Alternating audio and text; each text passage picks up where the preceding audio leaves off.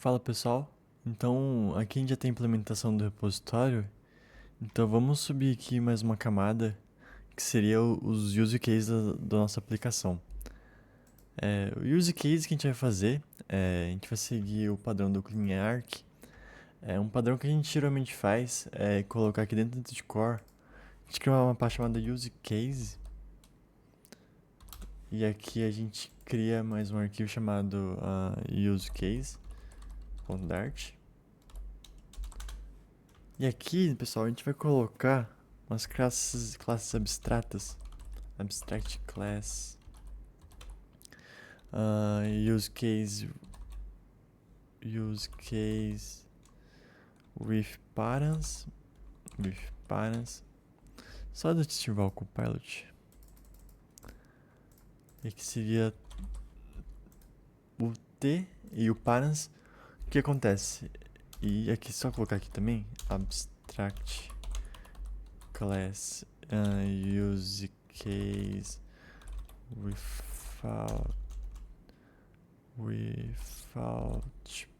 parents. E aqui a parte também da gente colocar o método. A gente vai seguir a mesma assinatura, por assim dizer, dos métodos aqui. A gente sempre vai colocar um filter com um iter. Então aqui a gente vai colocar o result feature. E aqui a gente vai colocar, em vez de ser feature, vai ser um iter. E aqui vai ser feature, iter failure. E aqui no lugar do bool a gente coloca um T. O failure a gente dá um import nele. E no iter também a gente dá um import nele. E no without parents a gente faz a mesma coisa. Só que aqui a gente tira o parâmetro. Então, aqui seriam os casos básicos que a gente vai ter dos use cases. Então a gente vai criar, eu vou mostrar no decorrer do vídeo que a gente vai criar um use case para cada método praticamente. Então o use case ele vai englobar o repositório e dentro do repositório a gente vai chamar o método. Então aqui a gente segue a parte do CleanArch aqui dentro da nossa feature. Então aqui dentro de domain a gente cria nossos use case. Então aqui a gente vai criar os nossos use cases. Então create use case.dart. Vou criar aqui get all users,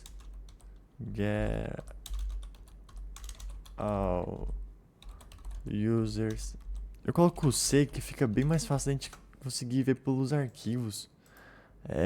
E aqui update user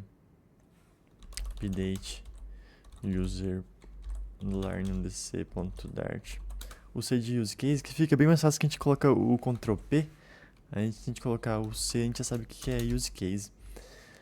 Então eu vou começar pelo caso mais simples. Eu vou colocar aqui do lado o use case pra gente ver e o repositório. Vamos começar pelo caso mais simples, seria o getAll. O getAll, ele, se a gente for ver aqui, ele não tem um parâmetro. Então a gente utilizaria esse aqui, ó, que seria o use case without parents. Então a classe do getAll seria getAll use case. E aqui extends use case without parents. E aqui seria o retorno dele. O retorno do nosso use case seria uma lista de usuários, que a gente está pegando todos os usuários. Aqui seria t-user. E aqui ele vai estar dando esse erro porque ele está pedindo para implementar. Uma coisa que é importante lembrar, falar, que esse params, esse t é do genérico. Então pode ser qualquer coisa aqui. Pode ser um G, pode ser outras letras, outros nomes. Mas por convenção a gente usa o params. Então o que acontece? O repositório vem aqui. O repositório ele seria, fazendo a inversão de gestão de dependência, a gente teria aqui um final repo. E aqui a gente colocaria não a implementação em si, mas a interface dele. Então aqui seria repository.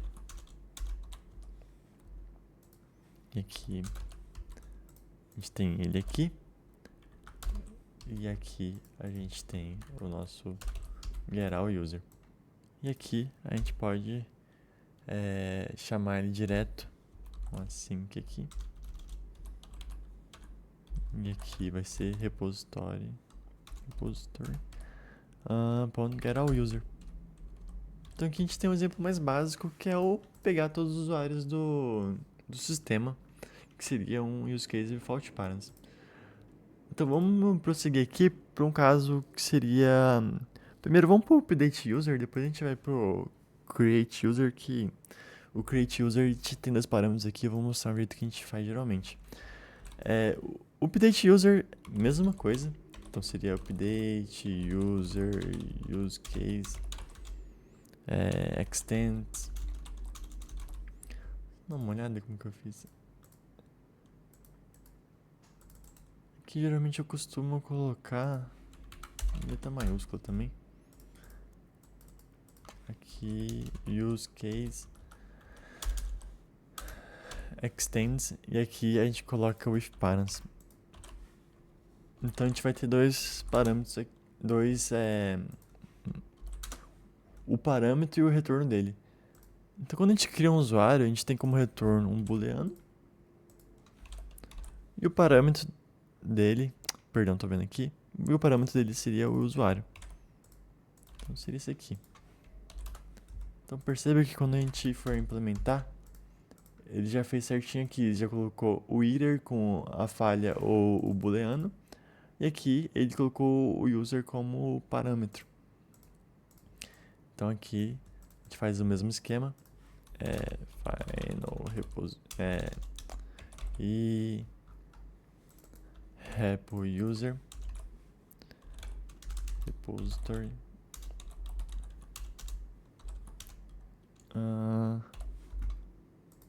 certo, e aqui a gente coloca o construtor dele. Então aqui a gente coloca um async, retornando o repository update user. Aqui ele tá dando erro, porque no caso tá o nome diferente. Aqui a gente pode colocar user e tudo mais. E esse aqui seria o segundo exemplo. Então aqui a gente tem dois exemplos. Um que é o sem parâmetro e aqui com um parâmetro. Agora a gente vai pro final, que seria o com, digamos assim, dois parâmetros, né? O que a gente faz nesse caso? Porque o que acontece é que aqui a gente só tem um parâmetro. Então seria só um objeto, mas como aqui o nosso método ele tem dois, como que a gente faz para tratar isso? Então aqui a gente tem o create user, use case, e aqui a gente dá o extends. Aqui dá o extends com um parâmetro. Seguindo aqui.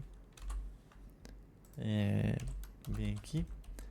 Então com parâmetro, e aqui a gente vai ter o retorno dele, que seria um booleano, e aqui o parâmetro, que seria o que a gente vai criar agora. Então, aqui ele difere um pouco quando a gente for criar o usuário, quando a gente vai atualizar o usuário. Quando a gente atualiza o usuário, a gente manda o objeto inteiro. Só que quando a gente vai criar, a gente manda dois parâmetros. Então aqui, ou a gente colocaria uma string que seria o name, ou um string que seria o e-mail. Uma forma de a gente resolver isso, a gente pode criar aqui mesmo. A gente cria uma classe chamada classe create user params. O que essa classe vai fazer, pessoal, basicamente, é englobar esses dois parâmetros. Então aqui a gente vai ter um final string name e aqui um final string e-mail. Então aqui, então a gente vem aqui e coloca o construtor. Eu costumo geralmente deixar o construtor sempre no começo. E aqui a gente tem o extends do equatable. E aqui a gente coloca o override. O equatable, pra quem não sabe, pessoal, geralmente é pra ver se uma classe, se um objeto ele é igual ao outro. Então aqui eu tô falando que um objeto vai ser igual ao outro só quando o nome e o e-mail forem iguais. Quando os dois forem iguais, isso quer dizer que a classe é igual. A gente poderia simplificar, falar só o nome, ou por exemplo, se tivesse só um ID, que seria mais forte, a gente colocaria só o ID. Então aqui a gente coloca o params, e aqui a gente já vai ter a nossa implementação. Aqui, mesmo esquema. Aqui a gente pode até copiar, economizar um pouco mais de tempo. Mas aqui a gente tem o mesmo esquema. Aqui. E aqui a gente coloca a parte do async, retornando repository. E aqui é params. Opa. Chama um método, né, primeiro. Create user params. Params.name e params.email. Então aqui a gente já tem a parte de criar o usuário. Então é basicamente isso aqui, como que a gente faz a parte dos use cases.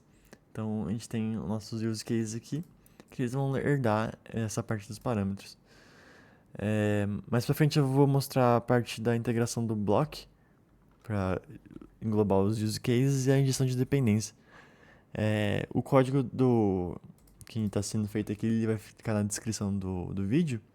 Então vocês podem dar uma olhadinha lá, que eu coloquei uma branch com o código que eu acabei de fazer. Então eu vejo que esse aqui é um dos mais importantes, a gente sempre tem essa interface. E aqui a gente tem uns 3 casos básicos que a gente faz nos use cases.